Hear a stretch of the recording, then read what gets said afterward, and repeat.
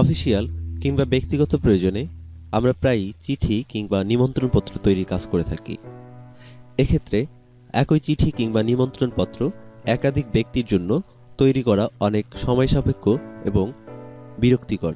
সেক্ষেত্রে আমরা mail merge command ব্যবহার করে অত্যন্ত সহজভাবে এবং সময় বাঁচিয়ে একই চিঠি একাধিক ব্যক্তির নাম ঠিকানা দিয়ে তৈরি করতে পারি। সেক্ষেত্রে আমরা পূর্বের একটি ডাটাবেস ব্যবহার করতে পারি। ধরা যাক কম্পিউটার ওয়ার্ল্ডে ১৬তম প্রতিষ্ঠা বার্ষিকী উপলক্ষে একটি অনুষ্ঠানের আয়োজন করা হয়েছে। এক্ষেত্রে একটি নিমন্ত্রণপত্র কম্পিউটার ওয়ার্ল্ডে সকল ছাত্রছাত্রী এবং কর্মকর্তা কর্মচারীদের নিকট পাঠাতে হবে। সেক্ষেত্রে আমরা ডিয়ারের পরে ছাত্রছাত্রী কিংবা কর্মকর্তার নাম এবং ঠিকানা যুক্ত করব। এই জন্য আমরা পূর্বের তৈরি করা একটি ডাটাবেস ব্যবহার করব।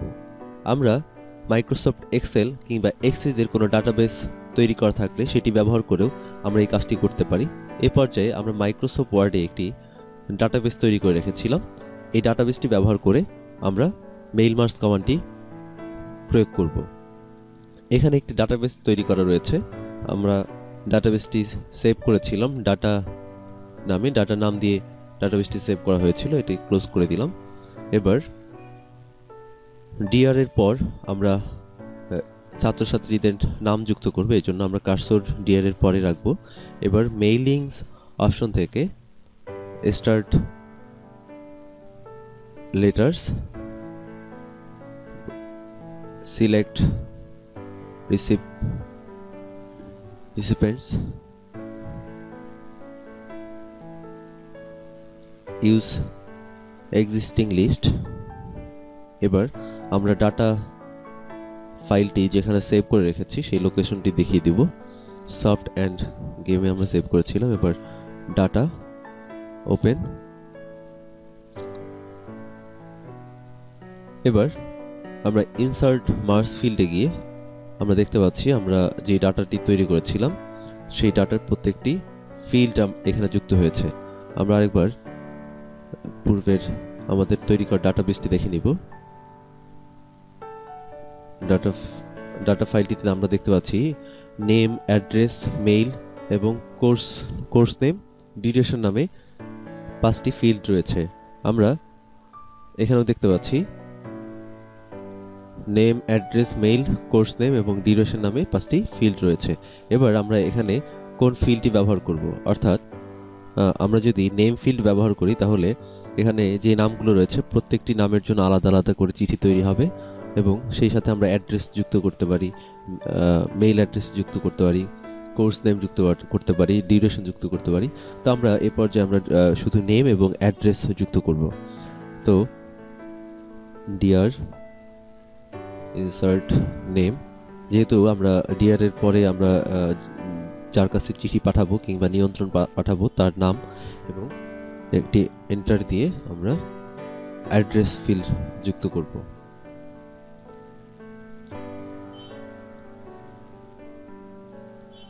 আমরা অ্যাড্রেস ফিল্ড যুক্ত করেছি।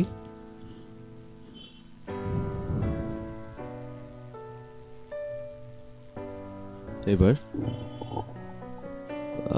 অন্য কোনো ফিল্ড যুক্ত করার প্রয়োজন হলে আমরা যুক্ত করে নিতে পারি। যেহেতু আমাদের আর কোনো ফিল্ড যুক্ত করার নেই সেক্ষেত্রে আমরা ফিনিশ করব।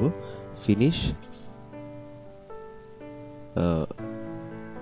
অ্যান্ড মার্জে গিয়ে আমরা সরাসরি প্রিন্ট করতে পারি। আবার এডিট ইন্ডিভিজুয়াল ডকুমেন্টে দিয়ে আমরা দেখতে পারি যে কোন কোন নামে চিঠিটি তৈরি হয়েছে এবং পরবর্তীতে আমরা ইচ্ছে মতো আমরা প্রিন্ট করে নিতে পারি। এছাড়া আমরা সরাসরি সেন্ড ইমেল মেসেজে ক্লিক করে আমরা চিঠিটি মেইল করতে পারি। এবার আমরা দেখব এডিট ইন্ডিভিজুয়াল ডকুমেন্টস ক্লিক করে দেখব কি হয়। এবার অল এবং ওকে। আমরা দেখতে পাচ্ছি ডিয়ার সুমন, পরের পেজে গিয়ে আমরা দেখব শাহিনুর, হাফসা, সুমি, এভাবে আলাদা আলাদা নামে একটি করে চিঠি তৈরি হয়েছে। আমরা দেখতে পাচ্ছি আমাদের পূর্বের ডাটাবেসটি দেখতে পাচ্ছি সুমন, শাহিনুর, হাফসা, সুমি, এভাবে আলাদা আলাদা নাম রয়েছে এবং এই নামের ভিত্তিতে আমাদের এখানে চিঠিও তৈরি হয়েছে। আলাদা আলাদা নামে। এভাবে আমরা খুব সহজে একই চিঠি একাধিক ব্যক্তির জন্য তৈরি করতে পারি। আমরা যখন অসংখ্য ব্যক্তির জন্য চিঠি তৈরি করব, সেক্ষেত্রে আমরা মেইল মার্জ কমান্ডটি ব্যবহার করতে পারি। আমরা আবার দেখব যে মেইল মার্জ কমান্ডটি কিভাবে আমরা ব্যবহার করতে পারি।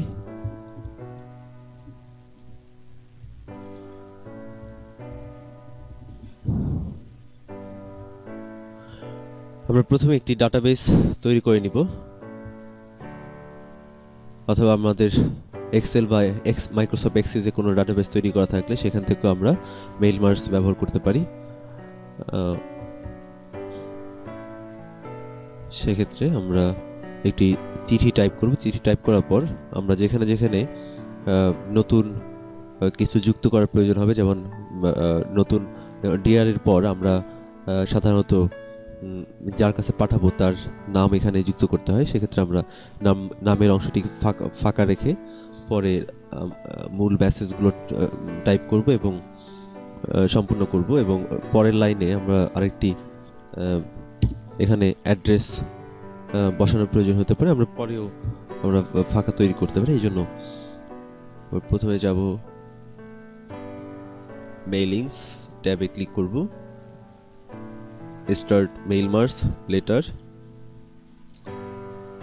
Select recipient, use existing list. এবার আমরা যে ডাটাবেসটি তৈরি করে রেখেছিলাম সেই ডাটাবেসটি ওপেন করব। Data open. এবার ইনসার্ট মার্জ ফিল্ডে গিয়ে আমরা dear name enter, address enter. আমরা মেইল অ্যাড্রেসও যুক্ত করতে পারি। মেইল অ্যাড্রেস, আমরা প্রয়োজনে কোর্স নেমও যুক্ত করতে পারি। এবার প্রাথমিকভাবে আমাদের কাজ শেষ হয়েছে। এবার finish and merge, edit individual document, আমরা অল সিলেক্ট করব এবং ওকে। আমরা দেখতে পাচ্ছি ডিআর সুমন, মিরপুর, ঢাকা এবং ইমেল অ্যাড্রেস রয়েছে। এখানে আরেকটি কাজ করে দিতে পারি আমরা,